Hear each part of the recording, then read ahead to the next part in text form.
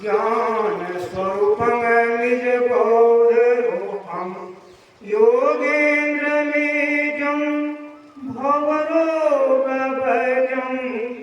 श्री गुरु नित्यं नमामि। अष्टाभि पंकज प्रभवत् भूत्वा कृतिमा चरामि ततस्तदं गुरु सर्वस्वं सत्यं वन्दे सदा विमलबोधनं विचित्रं वन्दो गुरुपदकुञ्ज कृपासिन्धुनरोपहरि महामोहतं कुञ्ज जासुवसन रविकर निकलो। सृष्टि के सिंह सर्वोसिंहासन विराजमान हम मानव के कल्याण 20वीं सदी की महान संत प्रातः स्मरणीय अनंत श्री घोषित परमात्म सद्गुरु के चरणों में कोट तथा व्यक्त में सृष्टि के कण कण में छिपे हुए संत जनों के चरणों में मेरा साष्टांग प्रणाम। मंचस्थ पधारे हुए हमारे अतिथि स्वरूप पूज्य बाबा के चरणों में कोटि कोटि नमन एवं गंगा को पुकारे सम्मान्य संतगण, मानव जीवन के सबसे उत्तम कर्म करने हेतु भक्तगण, सज्जन विद्वान भाव भक्तिमती माताओं धर्मशिला बने आप सबों से हृदय में निवास करे मैं सबको प्रणाम कराऊं। बड़ी खुशी की बात है, आज हम लोग तृतीय दिवस के प्रथम पाली में स्वर्गीय राम जी बाबा के या मुक्ति के अवसर पर हम लोग मोक्ष पाने के लिए उनको यहाँ बैठे हैं। जो जीव यहाँ से अपना सिर छोड़कर जाता है उसको क्या गति होना चाहिए, कैसे होना चाहिए, एक प्रसंग में पहले कहता हूँ। एक बार का प्रसंग है कि आत्मदेव नाम का एक ब्राह्मण थे। तुम भद्रा नदी किनारे आत्मदेव नाम ब्राह्मण थे। उनको संतान नहीं हुआ था।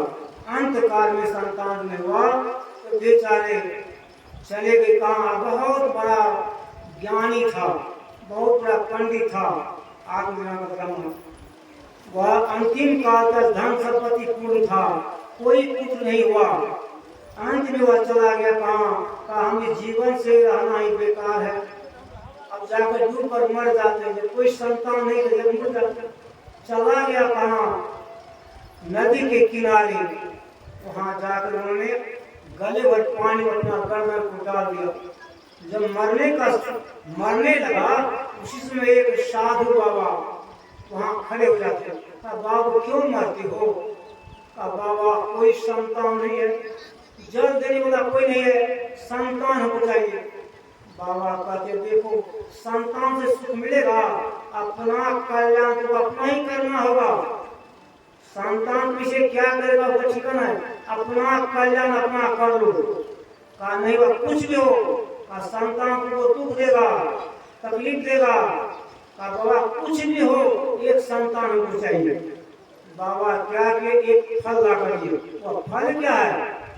आत्मदेव किसको कहते हैं? तुम भगवान तुम किससे भगवंत कल्याण, अतिशय कल्याण करने वाला मानव शरीर है, मानव शरीर है। और इसको पत्नी क्या है? धुंधली रूपी मन, जो मन है इसका पत्नी। आत्मदेव का पति है धुंधली। हमारे आत्मा जो है आत्मा का पत्नी है तो मन।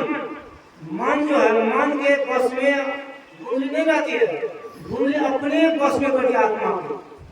वह जो है उनकी पत्नी धुंधली थी। फल लग गया बाबा साहब का, जो धुंधली को खिला देना तो लड़का बच्चा हो, लड़का हो, सुंदर लड़का हो। वह आई बेचारा अपनी पत्नी धुंधली, वह तो मतवाली थी, तो पति के बस में थी नहीं, अपने मन से काम करने वाली थी।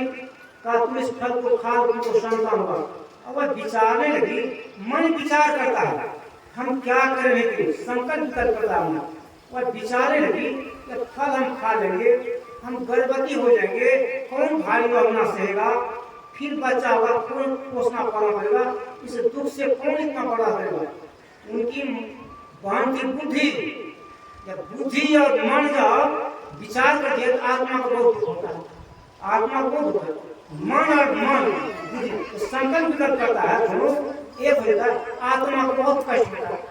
दोनों विचार करते हैं, कहते कहाँ बुद्धि करती कहाँ हमको 4 महीना का जो है बच्चा कर ले, हमारा बच्चा पैदा कर तुम दे दे, अगर फल क्यों गए फल क्या है, हम लोग का फल क्या, सत्संग में जो फल मिलता है, सत्संग विवेक में फल मिला, विवेक में फल जिसको मिला वही पुत्र संतान है। सत्संग में विवेक में फल मिलता है, इस फल को तुमने धारण कर लिया, वह जो है बुद्धिमान बनता, वही संसार में आगे बढ़ता है।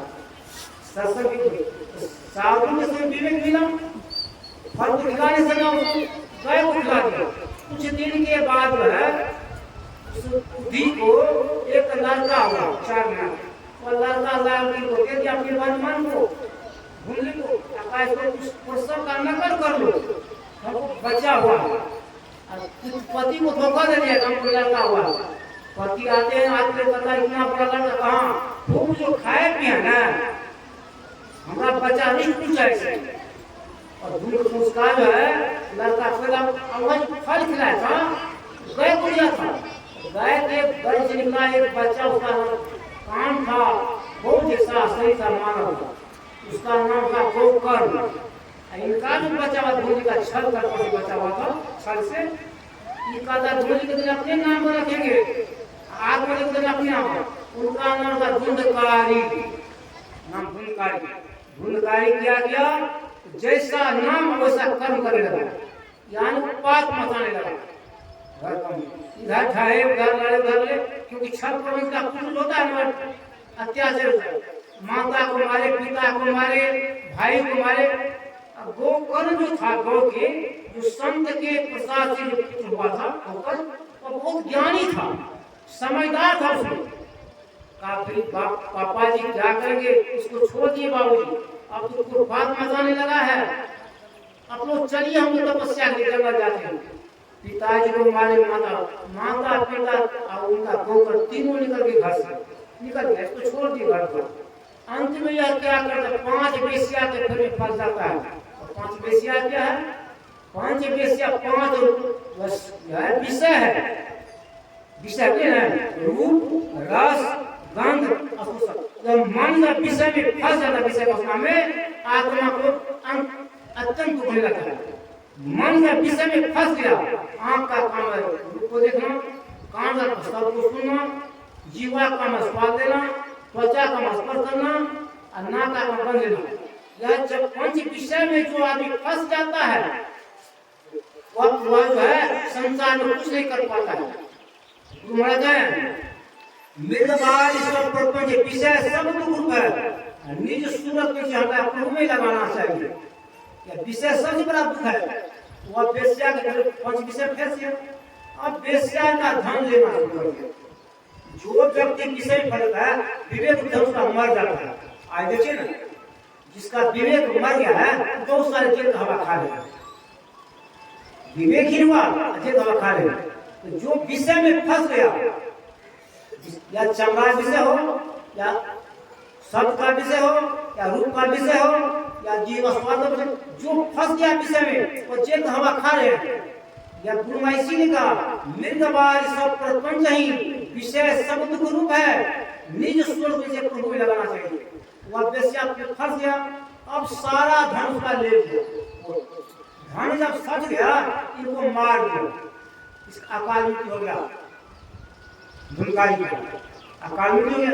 अब यार अकाल मृत्यु बाद घूमने लगा उसी समय में मालूम हुआ किसको, गोकर्ण को, मेरा भाई को वेश्या ने मार दिया फांसी में। अब वह क्या क्या गया करके बद्रिकाश्रम का श्राद्ध कर्म किया, गोदान किया, पुण्यदान किया, अनेक श्राद्ध किया, जाकर द्वारका में किया, गया में किया पिंडदान। आज तक से हमें ऑनलाइन हो रहा है, ऑनलाइन से श्राद्ध कर लीजिए। गया में पिंडदान किया, यानी जहां जहां पिंडदान हर जगह शुरू कर दिया, हर जगह पिंडदान किया। तब चले घर आ गए, तो घर में क्या किए, साधु बन गए थे, बेचारा ज्ञानी बन गए थे। ज्ञानी को डर नहीं होता है, घर को साफ करता है, घर में आकर सो के रात के 12 बजे में वह जो प्रेत था भिखारी और रोने लगा। कहा कौन हो जी? कहा हम आपका भाई भिखारी है। कहा क्यों रोते हो? कहा भैया क्या कहेंगे, हम प्रेत जोनी से मुक्ति नहीं मिला। अरे तुम्हारा श्राद्ध गया में कर दिए, पिंडदान कर दिए, बद्रिकाश्रम कर दिए, द्वारका में कर दिए, अयोध्या में कर दिए, यानी सब धाम में पूरा पिंडदान श्राद्ध कर दिए, अभी तक तो मुक्ति नहीं मिला। नहीं भैया मुक्ति नहीं मिला, अभी तो सोच लगा इतना पिंडदान कैसे मुक्ति नहीं, अब क्या होगा? विचार सब पंडितों को बुलाए और सुनी मत बुलाए, अब क्या होगा? देखिए इससे पिंडदान होने नहीं, पिंडदान से मुक्ति नहीं होगा। मुक्ति का एक ही रास्ता है, वह है 7 दिन का सत्संग। 7 दिन सत्संग कीजिएगा, जीव का मुक्ति होगा। बिना सत्संग किए, सत्संग में तो सत्य, जब तक परमात्मा का संग नहीं करेंगे तो जीव का मुक्ति नहीं होगा। क्या के पर समुचे गौवासी भगाड़ी 7 दिन का सत्संग शुरू किए और प्रेत को निमंत्रण दिए, तुम आओ सत्संग में बैठो सुनो। और प्रेत सुबह में स्नान करते थे, निराहार आकर के सत्संग में बैठ जाते थे। एक दिन का सत्संग समाप्त हुआ, एक हो गया, 7 दिन का 5 था, उसी में घुस गया प्रेत। सत्संग सुनने लगा प्रेम से, मन से। सत्संग होते गया, 7 कोर जब फूट गया तो दिव्य शरीर लेकर के चला आया पहले से, और उसके लिए चला था विमान आ गया, विमान तब चलो 2 बजे भैया यही जो सत्संग सुना है इसी को ले जाते हो, ये सब सत्संग सुना है ना भैया, सुनो सत्संग तो सुना है तो मन से ये लोग सुना है।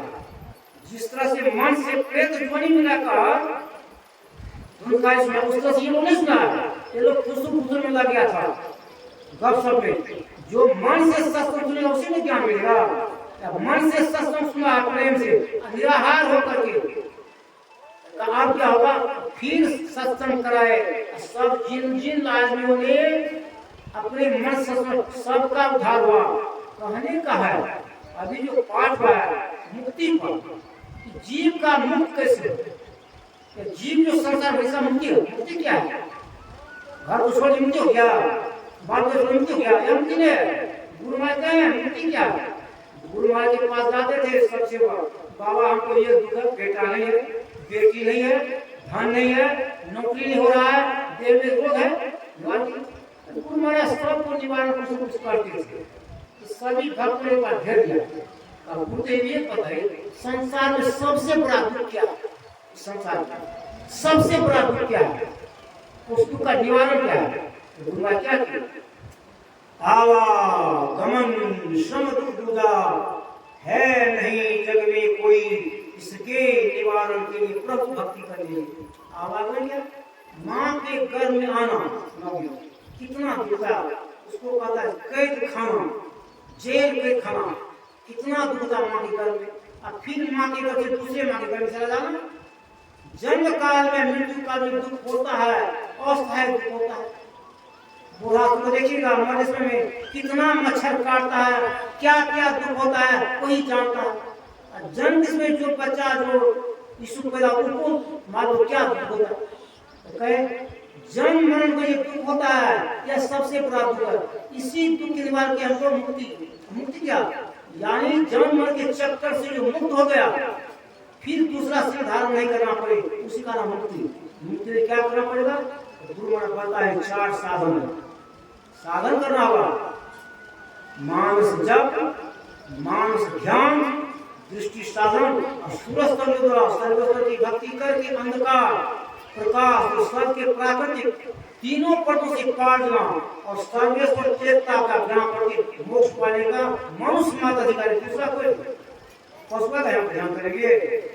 पशु सुनेगा नहीं। मानव जीवन को मिला किस लिए? मानव मिला को मुक्ति करे, इसमें साधन का धाम भी है। भगवान राम के हैं बड़े भाग मानुष तम पावा, अस्तुर दुर्लभ सब ग्रंथ ही गावा, साधन धाम मोक्ष कर द्वारा, अपाई न यही परलोक समागम। साधन धाम क्या? साधन धाम है, इसे मोक्ष का द्वार भी है। मोक्ष का 9 द्वार, नीचे का द्वार। नमः तने नव द्वारे हो रामा अति मलिन हो थामा त्यागी चारू का समय तुम्हारे असुख पावरी भाई।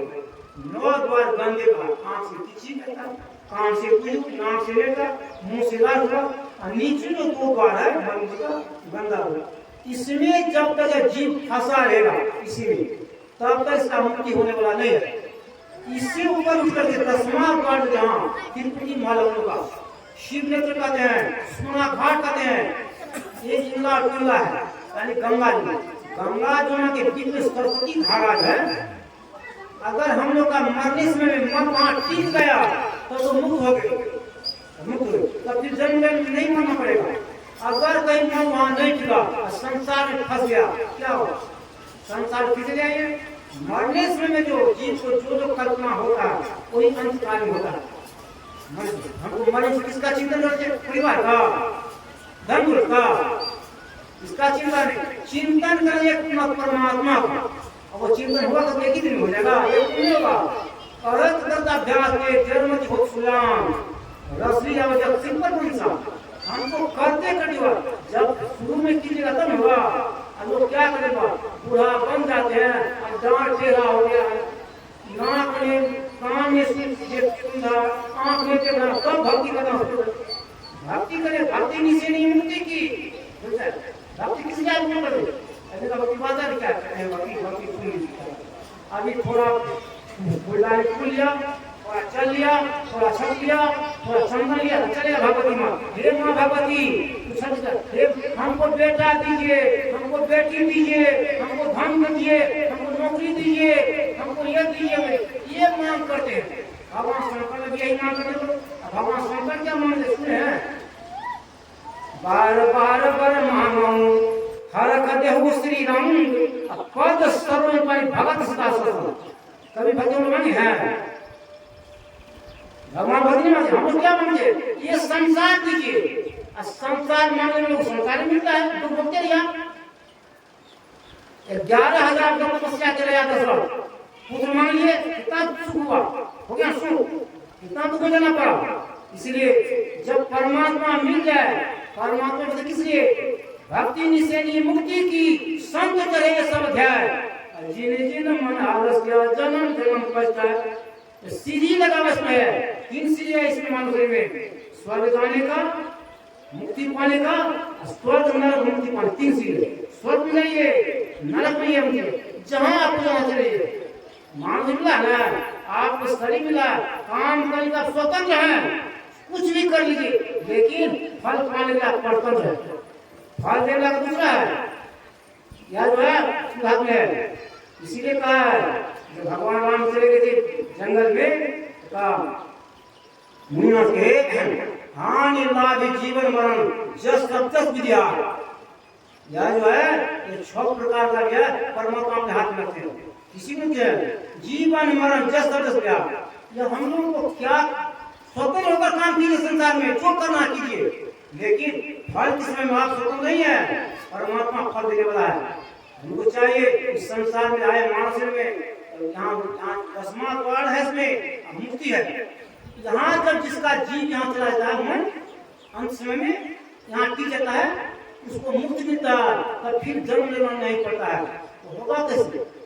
आजकल माँ भी है ना, माँ पिता पेट भरने का ख्याल सिखाते हैं। एक माँ दशा नारी थी भारतवर्ष में, सारे संसार नारी को चैलेंज कर दिया, जो मेरे घर में बच्चा आ चुका है, अगर वह बच्चा दूसरे घर में चला जाए, मेरे प्रसव करना बेकार है। 3 पुत्र जन्म दिए, तुम बुद्ध हो, तुम शुद्ध हो, तुम निरंजन हो। ऐसे ज्ञान देकर के माता ने उनको ब्रह्म की पहुंचा दी, ब्रह्म दृष्टि खोल दिए। उनका ब्रह्म दृष्टि कहाँ है? दृष्टि उनका बिखरा हुआ है संसार में। दृष्टि को पकड़ेंगे कैसे? जिस तरह सरसों का दाना फर्श पर दीजिए, छिटा जाएगा, चालू हो जाएगा ना, उसी तरह मन का जो बिखर गया संसार में घूमने में, उस मन को समेटिए, ध्यान करके मन जो भाज था समझिए, समेट कर एक जगह मन को स्थित कीजिएगा, तो उनका मन उन्नति होगा, ऊपर उठेगा, ऊपर उठेगा। 10वां घर पर वहाँ लाइट, वहाँ प्रकाश होगा। प्रकाश से बाहर का प्रकाश नहीं, बाहर का प्रकाश कितना दिया बढ़िया अभी है बाहर में घर प्रकाश है, सूर्य का प्रकाश घर में है, लेकिन ये अंदर का प्रकाश जब खुलता है हर जगह ये प्रकाश रहता है। जैसे कि हमारे गुरुदेव का प्रकाश जो खुल गया अंदर पर, क्या कोई झांक सकते हैं? नहीं झांक सकते। कहा था समझ नाम जी महाराज से 4 पर पूछे कशिश ने, तो ये बताइए कि सबसे चमकीला संसार में क्या है?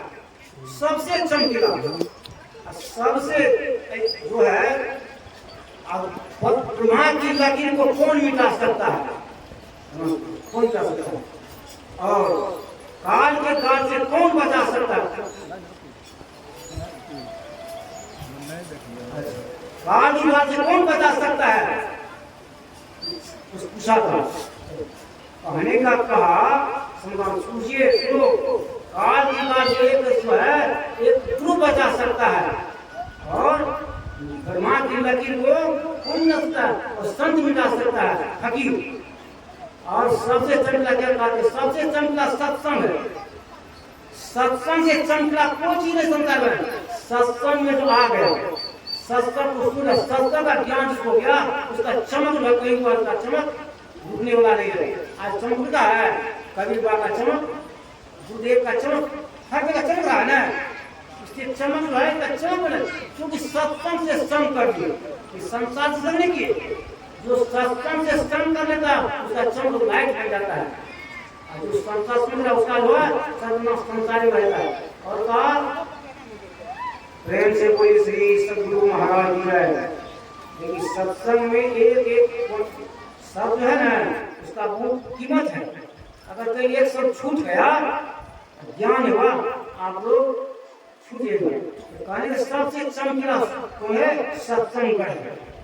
इसमें जो लग जाते हैं, इसको जो पकड़ लेते हैं और चमकीला सूर्य से मुकाबला होते हैं। कहा सबसे जो है सूर्य को कौन नहीं ढक सकता है? सूर्य को कोई ढक नहीं सकता। सूर्य को ढकने वाला है, थोड़ा दिन बादल का प्रकाश हो जाता है, सकता नहीं। और ब्रह्मा की लकीर को कौन मिटा सकता? फकीर मिटा सकता। एक समय की बात है, एक दामपद को पुत्र नहीं था, और उसी को नारद भगवान जा रहे थे कहाँ? विष्णु लोक को। तो जाकर पैर पकड़ लिए दामपद, बाबा आइए, हमको कोई संतान नहीं है, बड़ा हो गया, जाइए भगवान विष्णु से पूछिएगा हमको पुत्र होगा कि नहीं होगा। नारद चले गए वहाँ भगवान विष्णु के पास, सब गपशप हुआ। प्रभु अरे दामपद को पुत्र होगा कि नहीं होगा? देखो जी, 7 जन्म तो उसको पुत्र नहीं है, 7 जन्म तक आया बेचारा, आ करके क्या किया, उसको कहा 7 जन्म तो पुत्र नहीं होगा तुमको। बेचारा ठोक कर रोने लगा, मेरा भाग कितना खराब है, 7 जन्म तो पुत्र नहीं हो। उसी होकर के दूसरे हो एक फकीर जो परमात्मा की भक्ति कर रहे थे, फकीर, वो बेचारे जा रहे थे, उनको दोनों व्यक्ति ने चरण पखारे, बैठाए, आंख के आंसू से उनके चरण पखारे, इतना आंसू है, उनको दया लगे, फकीर को दया लगे। का क्या दुख है बाबू? का जो 3 पुत्र होगा आशीर्वाद देंगे। फकीर जब कुछ दिन के बाद 3 पुत्र हुआ, फिर नाले जा रहे थे, देखा 3 पुत्र खत्ता होगा, या कौन था? आप कहते 7 जन्म पुत्र होगा, ये कौन 3 है? नारद जी को बड़ा गुस्सा था, भगवान विष्णु जी झूठ बोलते हैं, भगवान विष्णु झूठ बोलते हैं। चला गया भगवान के पास, भगवान क्या के समझ के नारद जाए जो क्रोध मारे, श्राप देगा, अपना रोगी बनकर जो है ना अपना बैठ गया, रोगी बन गया। कहते हैं कि आया नारद जी का, प्रभु क्या होगा? हमको रोग हो गया जी, दवा लाओ। कौन सा दवा? मानव का मांस चाहिए, मानव का तो दिमाग नहीं। अब नारद जी को मांस नहीं था, तो भ्रमण करने लगा संसार में, कहाँ जाएगी, हर जगह जब हो कोई मांस लाओ ना, भगवान विष्णु का वो भाग रहे कि तोरा मांस नहीं छो। समूचा नगर में कोई एक टुकड़ी मांस नहीं दिया नारद जी। अब नारद बाबा लोग आ रहे थे, एक जगह भगवान का असली भक्त है, उस संसार को छोड़ करके भक्ति करता है और गाछ मिलकर बैठा है, जो परमात्मा के लिए सर्वत्र अपना लुटा देता है, सर्वत्र परमात्मा उसी दरबार में आकर के नौकर बन के रहता है। तो बेचारा क्या कि कोई था नारद जी सोचे इसको तो कोई है नहीं, न बाल न बचा, या तो मांस जरूर देगा भगवान जी।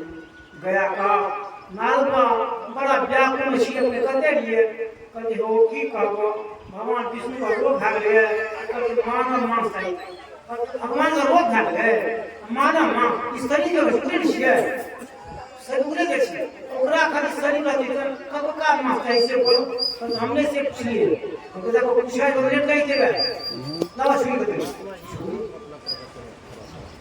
छुरी कर दिया लेकिन पूरा शरीर के मांस के टुकड़ा काट के हां की काट कर आप ज्यादा जेल मांगते प्रेम से श्री संत महाराज की जय बाकी छुआ के ना भगवान विष्णु रोग छूट कर की कहते हो सुनो बता सुना जी जकरे जे हमरा खाली पूरा शरीर के मांस ओकर बात रहते ना ओकर आशीर्वाद में ककर बात कर हमरा के संसार में की संसार हमरा खातिर संसार का अपना शरीर प्रवाह नहीं करके कितने प्रवाह ओकरा जी कहते जो हमरे सर्वस्व को लुटा देता है सर्वस्व उसी के दरवाजे पर द्वार पार बन के आता हूँ परमात्मा के नाम पे सर्वस्व लुटा देते हैं अपने तन मन धन को समर्पण करते हैं उसके मुख द्वार पर परमात्मा निवास करते हैं जिसके मुख पर परमात्मा का निवास है गुरु मंत्र का निवास है उसको संसार कोई बाधा नहीं कर सकता